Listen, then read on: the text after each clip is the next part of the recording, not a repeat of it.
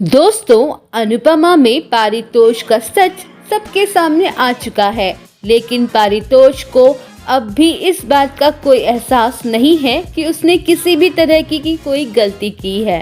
दोस्तों, आपने अब तक देखा कि शाह हाउस में तोशु की गलतियों की वजह से मुसीबत आन पड़ी है।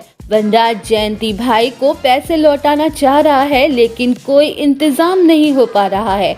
बा ने भी अपने गहने दे दिए ताकि घर पर पुलिस न आए, लेकिन वनराज बा के गहने लेने से मना कर चुका है।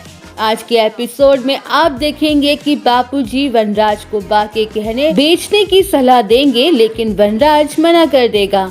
तभी काव्या की भी एंट्री होगी और वो बा को कहेगी कि वो घर के तमाशों से तंग आ चुकी है। वनराज काव्या की मॉडलिंग पर उंगली उठाता है, जिस पर काव्या भड़क जाएगी। बा भी काव्या को ताने मारेंगी, लेकिन काव्या भी बा को मुंह तोड़ जवाब देगी। वनराज काव्या पर फोटोग्राफर के कैरेक्टर को लेकर बातें कहेगा, जिसके बाद काव्या वनराज की सोच पर ही उंगली उठा देगी। वनराज काव्या से लॉकर की चाबी मांगेगा, लेकिन काव्या चाबी देने से मना कर देगी। वो कहेगी कि तोशु की गलतियों की वो भरपाई क्यों करे। काव्या कहेगी कि बापूजी, समर या केंजल में से किसी को जरूरत होती तो मैं पैसे दे देती, लेकिन तोशु के लिए नहीं। काव्या एक बार फिर से वनराज को काम के दौरान डिस्टर्ब ना करने की सलाह देगी, तो केंजल को भी पता लगेगी पारितोष की सच्चाई। वनराज केंजल से भी मदद मांगने की कोशिश करेगा, लेकिन केंजल भी तोशु की मदद करने से मना कर देगी। लेकिन परिवार की हालत देखकर केंजल कहेगी कि जो उसने परी के भविष्य के लिए पैसे इकट्ठे किए थे वो पैसे दे देगी, लेकिन तोशु को याद आएगा कि वो पैसे पहले ही अलमारी से चुरा चुका है। पारितोष सबको बहलाने की कोशिश करता है ताकि केंजल उन पैसों के बारे में ना सोचे। केंजल अपनी अलमारी में देखेगी तो उसे पैसे गायब मिलेंगे। केंजल पारितोष से पूछेगी कि क्या उसने पैसे लिए हैं।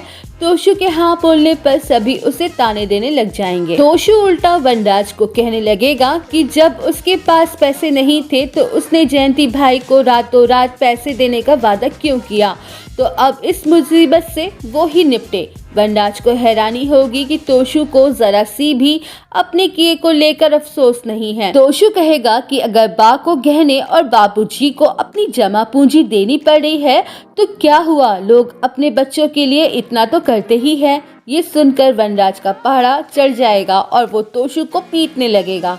तोशु को बचाने के चक्कर में बापूजी को धक्का लग जाएगा। तोशु को अब भी इस बात का एहसास नहीं होगा कि उसने कोई गलती की है। वो कहेगा कि उसने जो कुछ भी किया घर की हालत सुधारने के लिए किया। उल्टा वो वनराज पर ही उंगली उठाना शुरू कर देगा।